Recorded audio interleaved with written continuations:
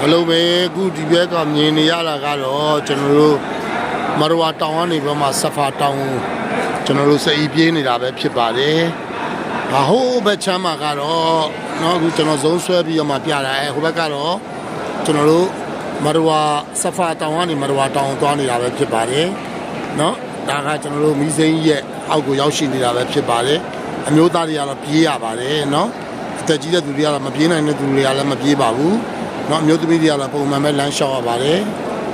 နော်ဒါဆိုလို့ရှိရင်ဟိုဒီဘက်ကမရဝါတောင်နေဆဖာတောင်စိတ်လုံနေကြတာဒါကအွမ်ရာလုံတဲ့သူတွေကျွန်တော်တို့လုံကြတာပါနော်ဒါကတော့ကျွန်တော်တို့မစဂျစ်ဒေဟာရမ်ရဲ့အတွင်းပိုင်းမှာအဲ့ဒီကနေမှကျွန်တော်ကြည့်လိုက်မယ်ဆိုလို့ရှိရင်ကျွန်တော်တို့သွားလှည့်နေတာကိုမြင်မယ်နော်ဥမာကာဘာကျောင်းတော်ကြီးကိုကျွန်တော်တို့ရှေ့မှာတွေ့နေရပြီနော်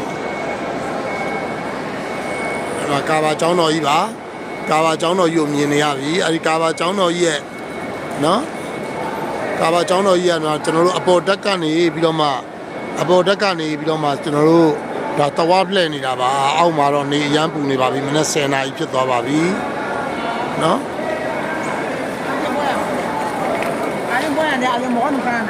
ကျွန်တော်ကတော့ဒီနေ့ကျွန်တော်တို့ရဲ့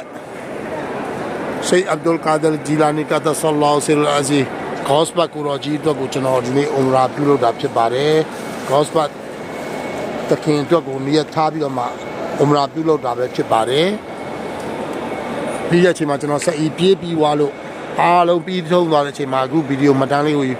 မမြင်ဘူးသေးတဲ့သူတွေမရောက်ဘူးသေးတဲ့သူတွေရောက်ဖူးကျင်တဲ့သူတွေအတွက်ကိုကျွန်တော်ဂုံဖော်ခြင်းမဟုတ်ဘဲနဲ့တီးသန့်ခတ်ကျွန်တော်ရိုက်ကူးပေးခြင်းပဲဖြစ်ပါတယ်အားလုံးကိုကျေးဇူးတင်ပါတယ်အားလုံးအတွက်စုမွန်တော်တောင်းခံပေးပါတယ်မှားကြားလိုက်သူများအားလုံးတူတူတယောက်ချင်းမမေ့အောင်ကျွန်တော်တော်တောင်းပေးပါတယ်အားလုံးစိတ်ချမ်းသာခြင်းကိုယ်ကြမ်းမာခြင်းနဲ့ပြေဝကြပါစေတောင်းစုတော်များလည်းပြေဝပါစေအာမင်